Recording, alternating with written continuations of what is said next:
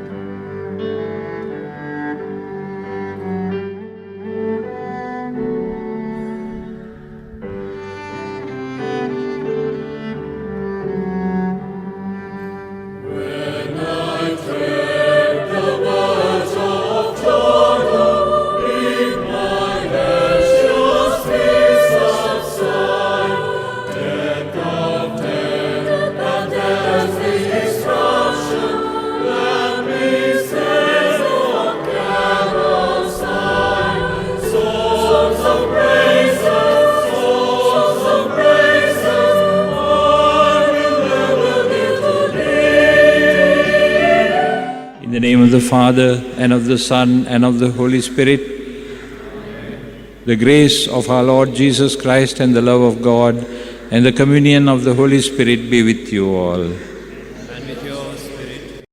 I would like to invite Mrs. Namali Gunratna, President of the Negombo Law Society, to make the brief introduction of this proceedings.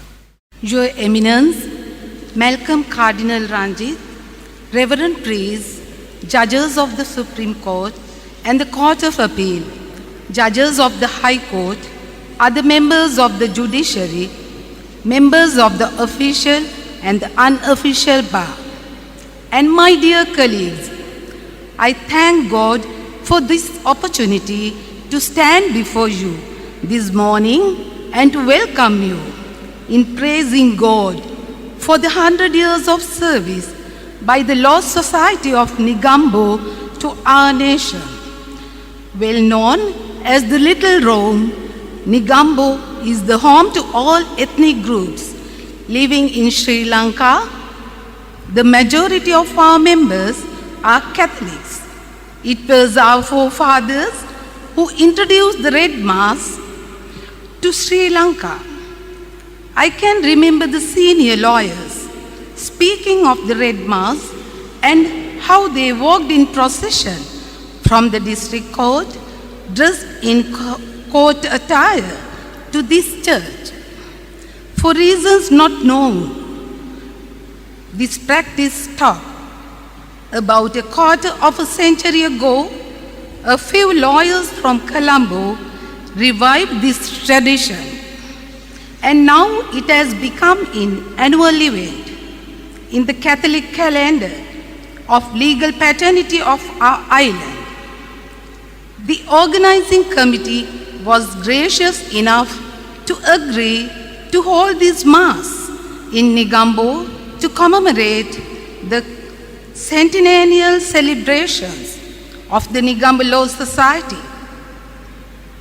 They were there to help us and to guide us in preparing for this grand celebration. The Red Mass is a Roman Catholic liturgy for all members of the legal profession. The history goes back to the year 1245 when the Red Mass was celebrated in Paris in honor of Saint Ives' patron, saint of the lawyers. It spread to many countries, including England. Later, as a British colony, these celebrations reached our shores. Red is the symbol of the Holy Spirit that descended on the apostles on the first Pentecost as tongues of fire. The main focus of the Red Mass is to invoke blessings on the leadership role of those in the legal profession. We invoke the gifts of wisdom, understanding, counsel, and fortitude to serve the nation.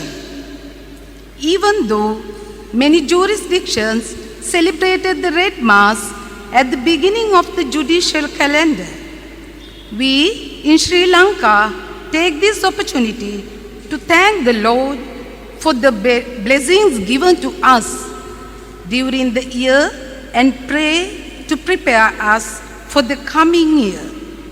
On behalf of the Negombo Law Society, I very humbly seek the guidance of Your Eminence to lead us in prayer to participate in the great sacrifice offered on the Calvary.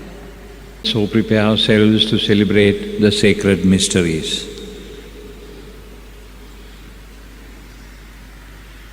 I confess to Almighty God and to you, my brothers and sisters, that I have greatly sinned in my thoughts and in my words, in what I have done and in what I have failed to do, through my fault, through my most grievous fault.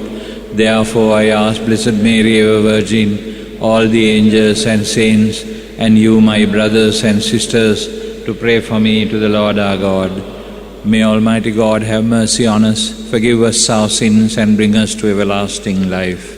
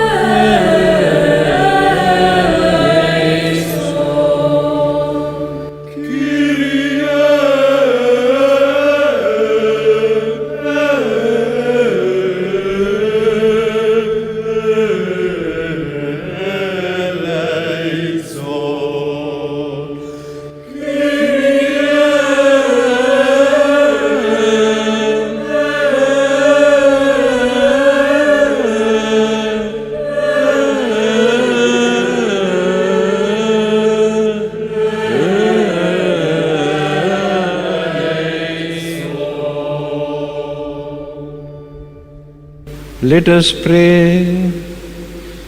Grant us, we pray, O Lord our God, the constant gladness of being devoted to you, for it is full and lasting happiness to serve with constancy the author of all that is good.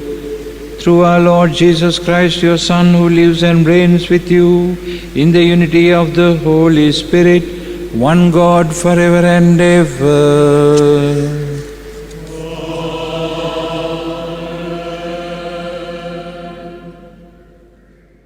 First reading. A reading from the book of Daniel. The kingdom and dominion shall be given to the people of the saints of the Most High. As for me, Daniel, my spirit within me was anxious, and the visions of my head alarmed me.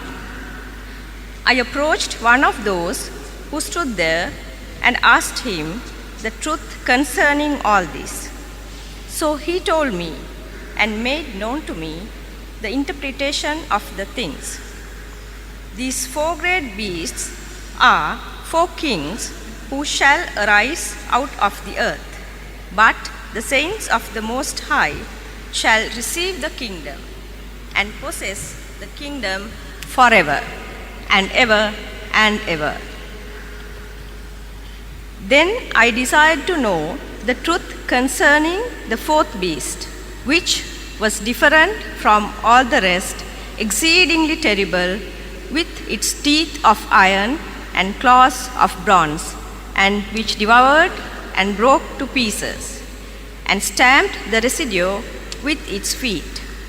And concerning the 10 horns that were on its head, and the other horn which came up, and before which 3 of them fell, the horn which had eyes and a mouth that spoke great things, and which seemed greater than its fellows.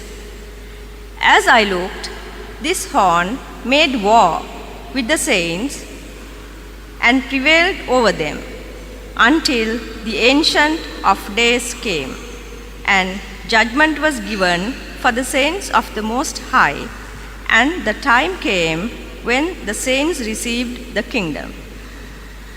Thus he said, As for the 4th beast, there shall be a 4th kingdom on earth, which shall be different from all the kingdoms, and it shall devour the whole earth, and trample it down, and break it to pieces.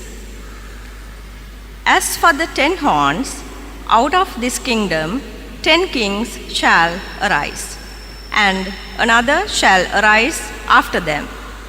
He shall be different from the former ones, and shall put down 3 kings.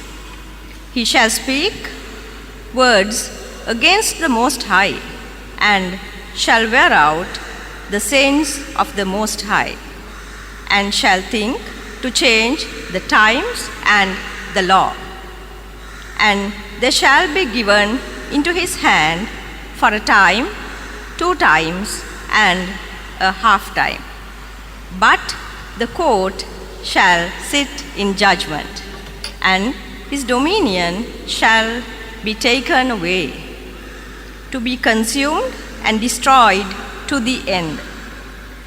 And the kingdom and the dominion and the greatness of the kingdoms under the whole heaven shall be given to the people of the saints of the Most High. Their kingdom shall be an everlasting kingdom, and all dominions shall serve and obey them. This is the word of the Lord. Your response. I will rejoice in your saving help, O Lord. I will rejoice in your saving help, O Lord. I will praise you, Lord, with all my heart. I will recount all your works. rejoice in you and be glad, and sing psalms to your name, O Most High. I will rejoice in your saving hand, O Lord. See how my enemies turn back, how they stumble and perish before you. You have checked the nations, destroyed the wicked. You have wiped out their name forever and ever. I will rejoice in your saving hand, O Lord. The nations' feet have been caught in the snare they laid. For the needy shall not always be forgotten, nor the hopes of the poor be in vain. I will rejoice in your saving hand, O Lord. The second reading, a reading from the letters of St. Paul to the Romans. Owe nothing to anyone except to love one another. For the one who loves another has fulfilled the law. The commandments: you shall not commit adultery, you shall not kill, you shall not steal, you shall not covet, and whatever other commandment there may be, are summed up in this saying, namely, you shall love your neighbor as yourself. Love does no evil to the neighbor. Hence, love is the fulfillment of the law. The word of the Lord. Please stand for the gospel acclamation.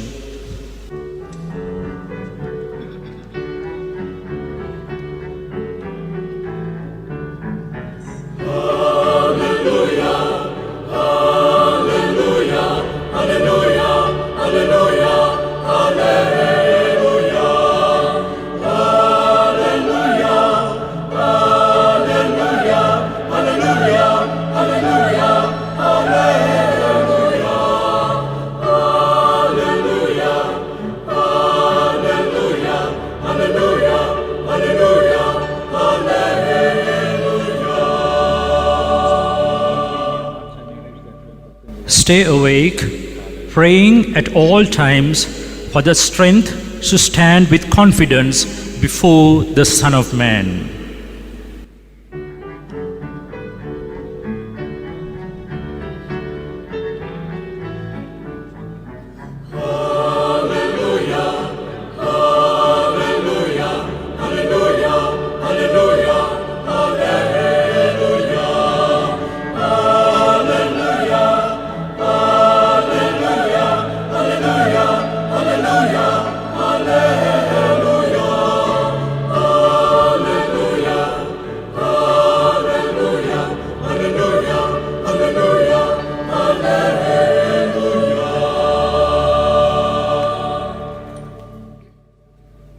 The Lord be with you. And with your spirit. The Holy Gospel according to St. Mark. Glory to you, O Lord.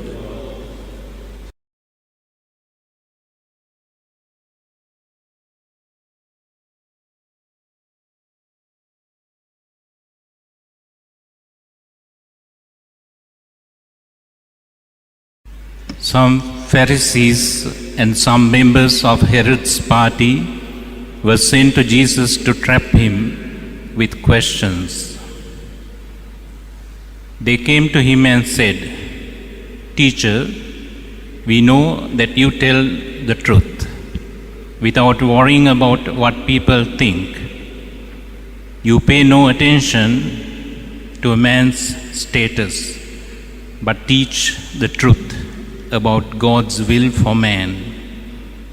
Tell us, Is it against the law to pay taxes to the Roman emperor? Should we pay them or not? But Jesus saw through their trick and answered, Why are you trying to trap me? Bring a silver coin and let me see it. They brought him one, and he asked, Whose face and name are these? The emperor's, they answered. So Jesus said, Well then, pay the emperor what belongs to the emperor, and pay God what belongs to God. And they were amazed at Jesus. The Gospel of the Lord. Praise to you, Lord Jesus Christ. Dear Reverend Fathers, Reverend Sisters, and my dear members of the legal profession, very especially the members of the Negombo Law Society. I am particularly happy to be able to celebrate this Jubilee Mass as you celebrate the 100th year of the formation of the Negombo Law Society. The motto speaks about Justitia, Fiat Justitia, let there be justice.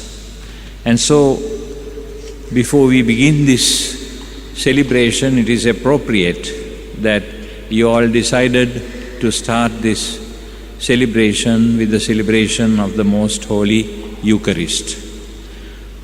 Pope Benedict XVI, in a document he wrote on the sacrament of love, meaning the Holy Eucharist, spoke about a thing called Eucharistic consistency.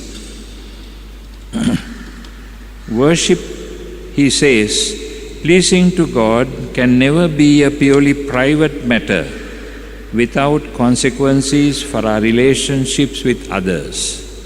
It demands a public witness to our faith. Evidently, this is true for all the baptized.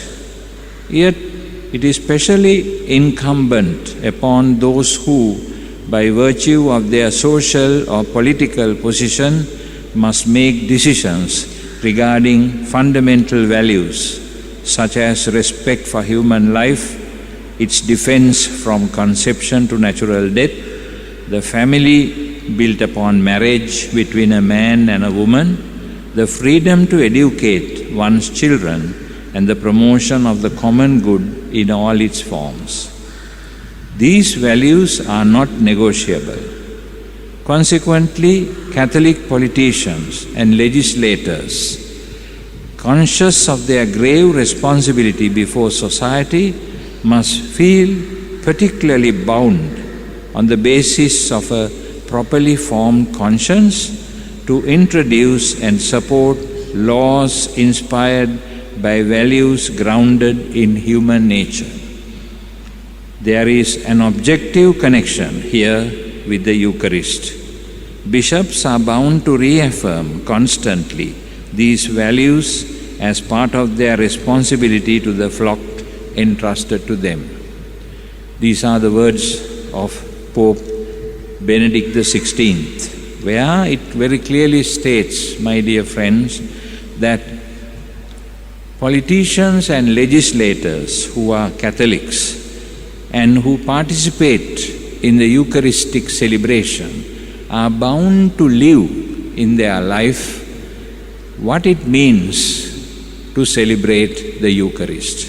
It is from the Eucharist that your spirituality will have to flow into life and to all the decisions you have got to make as members of the legal profession.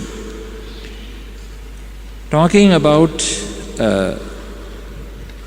these days, a lot of words have been spoken about the question of church and its involvement in political questions. The National Pastoral Convention, held in April 1995 at the BMICH, In its document on justice, peace and human development, it says, issues of justice, peace and human development, while being integral to the social life of the human person, must be viewed as a constitutive part of the Church's mission for the redemption of the human race and its liberation from every oppressive situation. So this document very clearly says that there cannot be a total break between church and politics. What is the role of our faith in Jesus vis-a-vis social sin and selfishness at the macro level? We can see this manifested every day in our society, where social sin seems to dominate every choice we make. This is the perennial question that has been asked all along, and that is what we heard in the reading of the Gospel. The Pharisees asked Jesus, should we or should we not pay taxes to Caesar? Jesus' answer baffled them. They tried to trap him to get an answer from him which might give them cause to accuse him as a rabble-rouser, a political rebel against the authority of the Romans. But Jesus' answer did not exclude concern for civic involvement. Give to Caesar what is Caesar's, and give to God what is God's. So there is no prohibition on the part of Jesus Christ to be a concerned citizen. Indeed, his answer, render therefore unto Caesar the things which are Caesar's, and unto God the things that are of God, shows that while advocating a firmly religious society, religious value-propelled existence for mankind, he also wanted his disciples to be involved. Ever since the Industrial Revolution in the 19th century, Roman pontiffs, starting from Pope Leo XIII, and his famous document is Rerum Novarum, about new things, written in the background of the conflicts of the Industrial Revolution and its exploitation of labor, and in the background of Karl Marx's Das Kapital, the Church began to affirm more clearly that the Catholic's role is important in the socio-political arena, in the socio-political leadership. The Church, as Gaudium et Spes upheld, has the right to pass moral judgments, even on matters touching the political order, wherever basic personal rights or the salvation of souls make such judgments necessary. Gaudium et Spes is the document of the Second Vatican Council on the Church in the modern world. So it says, the Church has a right to pass moral judgment, even on matters touching the political order. Subsequent documents of the Church have been even more forthright and radical. I quote Pope Francis, "It is no longer possible to claim that religion should be restricted to the private sphere and that it exists only to prepare souls for heaven. We know that God wants His children to be happy in this world also. So it is the responsibility of the Church to give moral guidance to the leadership of a country if the leadership is not fulfilling its task." This was said by the Pope in Evangelii Gaudium 182. He further says, consequently, no one can demand that religion should be relegated to the inner sanctum of personal life without concern for the soundness of civil institutions, without a right to offer an opinion on events affecting society. The Church has a right to affirm and has a duty to affirm if something is wrong, if the leadership in any country is not following the right order.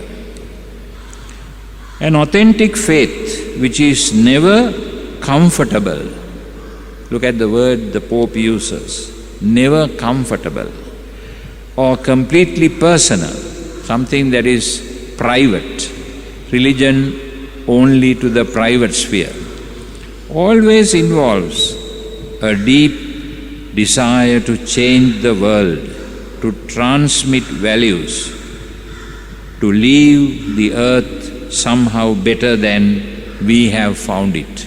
It's our duty as Church to somehow assist the political leadership to improve their performance and therefore to improve the living standards of our people. If indeed, says the Pope, the just ordering of society and of the state is a central responsibility of politics, the Church cannot and must not remain in the sidelines in the fight for justice. All Christians, their pastors included, I underline those words, not only the Christians but also their pastors, are called upon to show concern for the building of a better world. This is essential for the Church. Church's social thought is primarily positive. It offers proposals, it works for change, and in this sense, it constantly points to the hope born of the loving heart of Jesus Christ. It is Jesus Christ who wanted us to love one another as He has loved us on the cross, selflessly. And this love must penetrate every day our choices and must penetrate our decisions, our society. With the words Jesus said, "Blessed are those who hunger and thirst for justice, for they will be fulfilled." The Pope says in Gaudete et Exsultate, some give up fighting for real justice and opt to follow in the train of the winners, to join the winners and forget about the losers. Then it says again, hungering and thirsting for justice, that is holiness. Hungering and thirsting for justice is holiness. The Pope wants Christians to practice boldly, boldness. He uses the Greek word parousia. Holiness is also parousia, states the Pope. Enthusiasm, freedom to speak out, apostolic fervor. If a pastor speaks out courageously and boldly for his people, it is boldness and it is apostolic fervor. No one can condemn a pastor who speaks out for the people. The Pope says, how often we are tempted to keep close to the shore. Parissang vela inda. Verala ainata vela inda. Gilenda yandepa. Don't go deep because you might face problems. No. You are not expected to stay at the shore. Yet the Lord calls us to put out into the deep and let down our nets for a catch. It's the Lord who told the disciples, don't seek security in the institution. Don't seek security in your personal holiness, a kind of a personal spirituality, a monastic spirituality. If we live in the world, if we look after our people, we need to be concerned about them. The Pope says again, complacency is seductive. It tells us that there is no point in trying to change things, that there is nothing we can do, because this is the way things have always been. හැමදාම තිබුණේ ওই විදියට, ඒ නිසා ওই විදියටම යමු. ඕවා බෝට්ටුව පෙරලන්න හදන්න එපා. That is what many people think, but that's not right. Jesus came on earth to topple the ship, and he gave his life for that. The saints surprise us because they confound us, because by their lives they urge us to abandon a dull and dreary mediocrity, a spirituality that is dull, no life in that, no commitment in that. A spirituality of a Christian has to be living, committed, changing, transforming, engaging. If that is not so, he is not a Christian. Therefore, my dearly beloved members of the law profession, today in Sri Lanka we have a very important role to play, and that is to give guidance and to speak for our people. Every single Christian, this is not only valid for the priests and the bishops, but it is valid for every single Christian to think about the good that has to happen in society, to think about the other person, not about us, but about the others, and be concerned. And if there is an erroneous direction that is being given to society, we cannot stay complacently by and do nothing about it. It is in this light that I would like to appeal to you. Today, more than at any other time, there is a challenge to justice. People have lost trust in the executive altogether. That is very clear everywhere. They have not done, the executive has not fulfilled what it promised. People are fed up with the executive. The people are fed up with the legislative. The way they behave is absolutely scandalous. And therefore, the only institution in which the people have faith and trust, still able to deliver its responsibility, is the judiciary. Therefore, it is a very important role that you have got to play. And as Catholics, you have to be even more committed towards the emancipation and the freedom of our brothers and sisters. The poor man in the street must feel that if he is not getting justice from the executive and from the legislative, that they can get justice from the judiciary. That confidence must never be broken.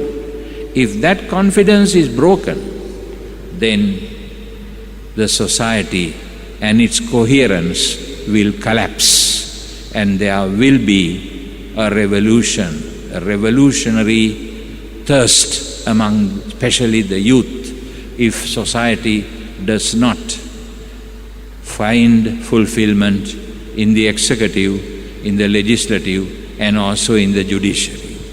Therefore, the important matter I wanted to speak to you today about is the church is involved. It has to be involved, as the Holy Father said very clearly, and Jesus Christ said, be involved about the salvation of your brothers and sisters. There's no shortcut to heaven. We have to go to heaven with all our brothers and sisters together. There is no individual salvation in Christianity. That's the difference between Christianity and some of the other religious persuasions.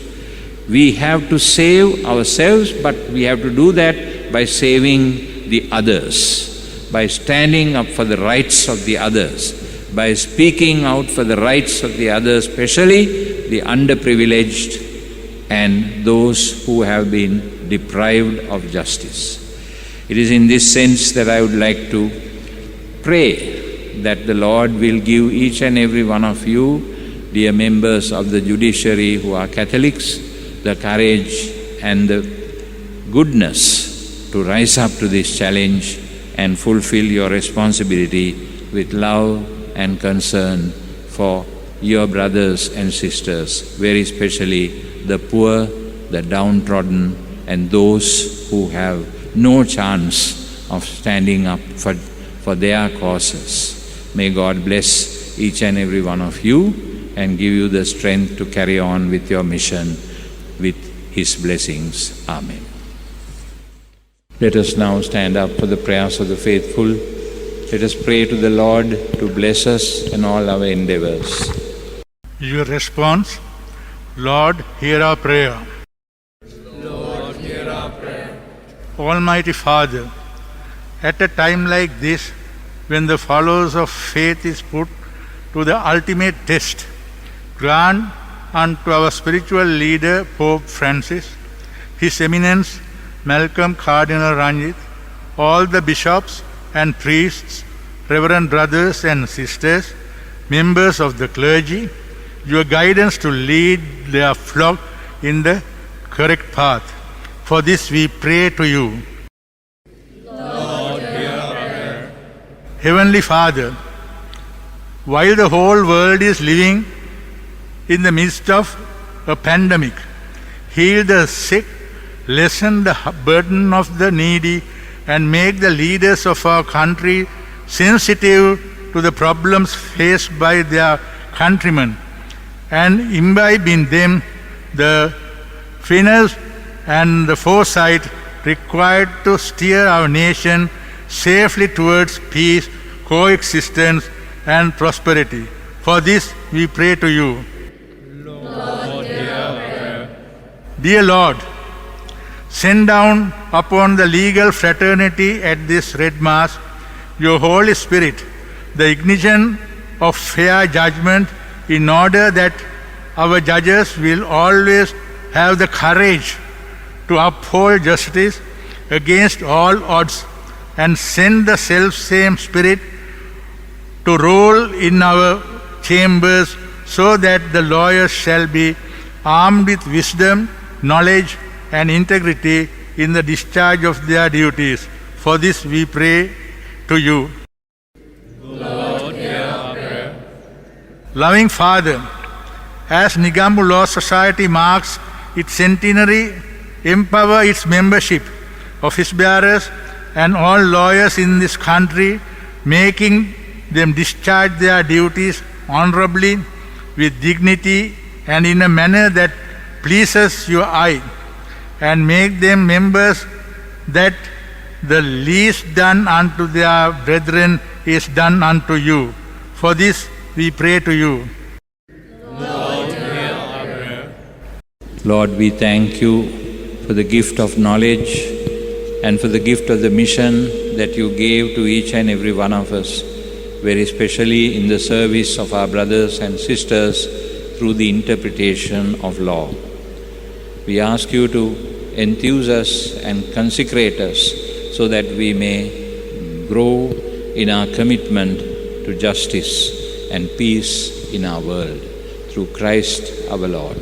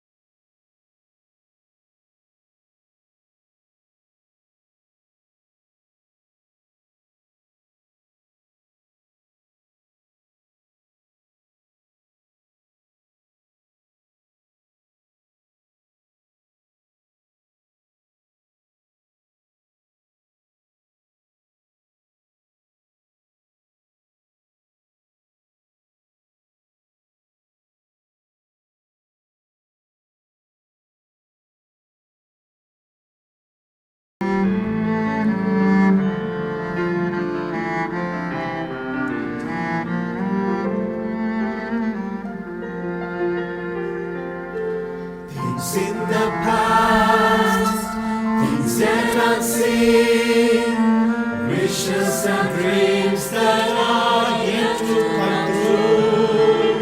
All of my heart, all of my praise, my heart and my hands are lifted to you. Pray, brethren, that my sacrifice and yours may be acceptable to God the Almighty Father. May the Lord accept the sacrifice at your hands for the praise and glory of His name, for our good and the good of His holy church. Grant, O Lord, we pray, that what we offer in the sight of your majesty may obtain for us the grace of being devoted to you and gain us the prize of everlasting happiness through Christ our Lord. The Lord be with you. And with your spirit, Lift up your hearts. Let us give thanks to the Lord our God. It is truly right and just our duty and our salvation, always and everywhere to give you thanks, Lord, Holy Father, Almighty and eternal God, through Christ our Lord. In Him you have been pleased to renew all things, giving us all a share in His fullness. For though He was in the form of God, He emptied Himself, and by the blood of His cross brought peace to all creation. Therefore He has been exalted above all things, and to all who obey Him has become the source of eternal salvation. And so with angels and archangels, with thrones and dominions, and with the hosts and powers of heaven, we sing the hymn of your glory as without end we acclaim. Holy, holy,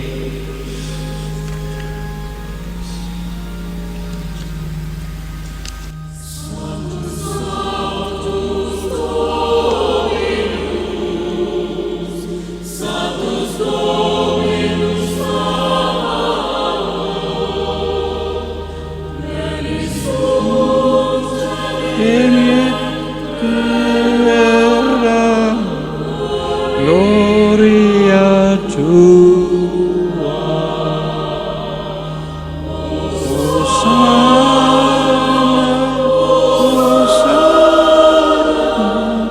Hosanna.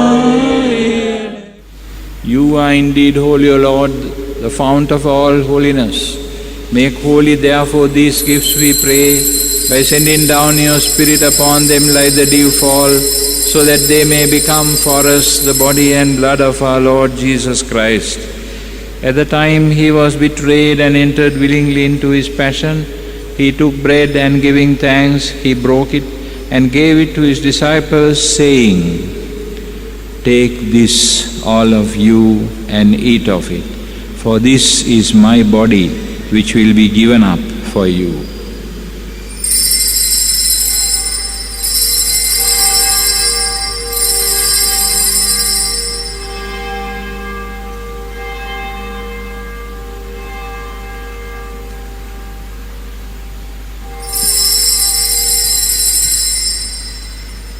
In a similar way, when supper was ended, He took the chalice, and once more giving thanks, He gave it to His disciples, saying, "Take this, all of you, and drink from it, for this is the chalice of my blood, the blood of the new and eternal covenant, which will be poured out for you and for many for the forgiveness of sins. Do this in memory of me."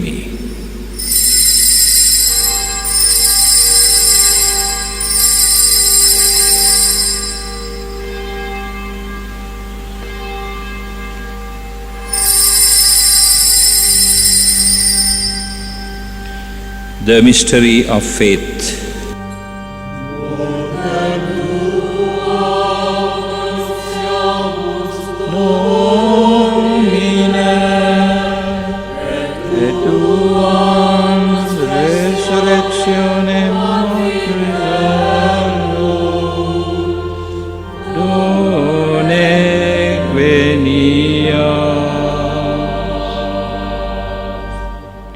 Therefore, as we celebrate the memorial of His death and resurrection, we offer you, Lord, the bread of life and the chalice of salvation, giving thanks that you have held us worthy to be in your presence and minister to you. Humbly we pray that, partaking of the body and blood of Christ, we may be gathered into one by the Holy Spirit.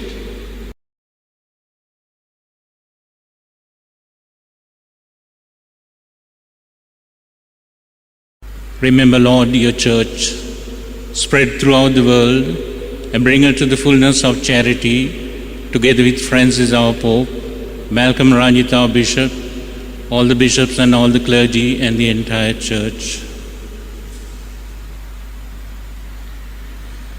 Remember also our brothers and sisters who have fallen asleep in the hope of the resurrection, and all who have died in your mercy. Welcome them into the light of your face. Have mercy on us all, we pray, that with the Blessed Virgin Mary, Mother of God, Saint Joseph, her spouse, with the blessed apostles, Saint Joseph ours, and all the saints who have pleased you throughout the ages, we may merit to be co-heirs to eternal life, and may praise and glorify you through your Son, Jesus Christ.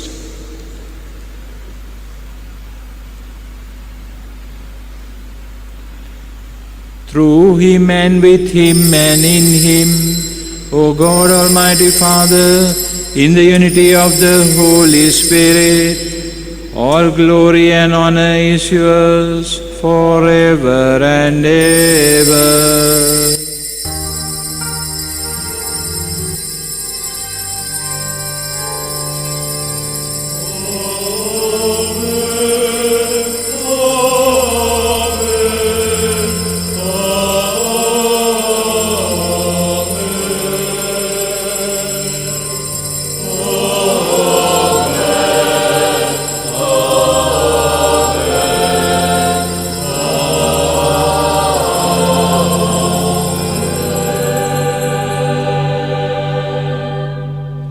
Let us now pray with confidence to the Father in the words our Saviour gave us. Our Father, who art in heaven, hallowed be thy name. Thy kingdom come, thy will be done on earth as it is in heaven. Give us this day our daily bread, and forgive us our trespasses, as we forgive those who trespass against us. And lead us not into temptation, but deliver us from evil. Deliver us, Lord, we pray, from every evil. Graciously grant peace in our days, that by the help of your mercy we may be always free from sin and safe from all distress, as we await the blessed hope and the coming of our Saviour, Jesus Christ. Lord Jesus Christ, who said to your apostles, "Peace I leave you, my peace I give you," look not on our sins, but on the faith of your church, and graciously grant her peace and unity in accordance with your will, who live and reign forever and ever. The peace of the Lord be with you always. Let us offer each other the sign of peace. Peace be with you.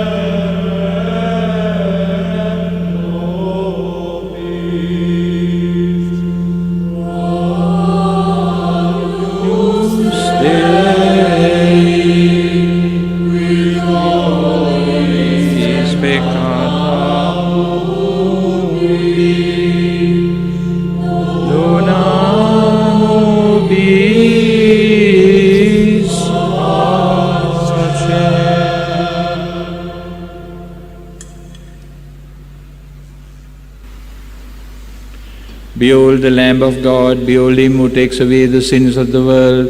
Blessed are those called to the supper of the Lamb. Lord, I am not worthy that you should enter under my roof, but only say the word and my soul shall be healed. May the body of Christ be made life everlasting. Amen.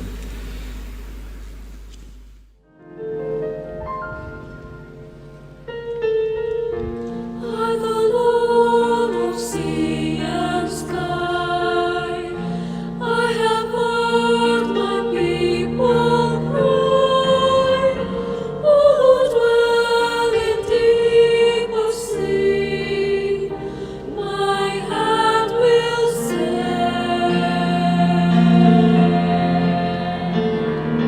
Let us pray. We have partaken of the gifts of this sacred mystery, humbly imploring, O Lord, that what your Son commanded us to do in memory of him may bring us growth in charity. Through Christ our Lord.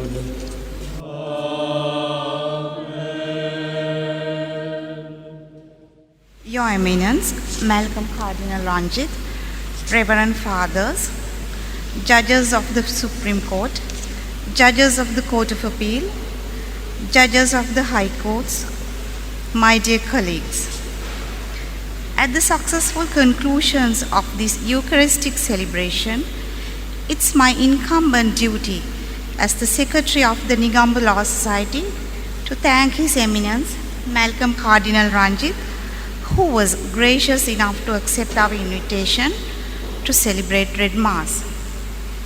At the same breath, I offer our sincere gratitude to all the Reverend Fathers who took their time off from their busy schedules to accommodate our invitation to concelebrate. I would be failing in my duty if I did not mention Reverend Father Nishant Rodrigo, Parish Priest of St. Mary's Church, Negombo, who has been really helpful in providing the venue and for being accommodative with various requests of organizing committee. I thank all the judges and all the lawyers from various bars of the country who attended the Red Mass in spite of their busy schedules. We, Negombo Law Society, are really grateful for the Red Mass Committee for giving us the opportunity to host the Red Mass at the aftermath of our centennial celebrations and for providing us their continuous support, without which this would not have been a reality. And a special note of thanks should go to Mrs. Namali Gunaratna, our President, who has been a pillar of strength right throughout. We are also grateful for the services of security personnel of Sri Lanka Police and other armed forces who provided us with much needed security. A special token of gratitude goes for the family members of several late members of Negombo Law Society who contributed generously. Last but not least, I must thank vehemently all those members of Negombo Law Society, Catholic and non-Catholics alike, who put in their teamwork and contributed in various ways to make this event a success. May God bless you all. Thank you. The Lord be with you. Blessed be the name of the Lord. Our help is in the name of the Lord.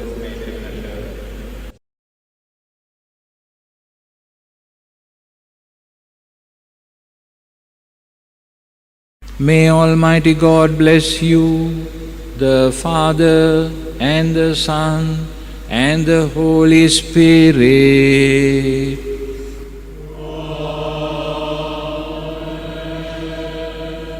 Go in peace to love and serve the Lord.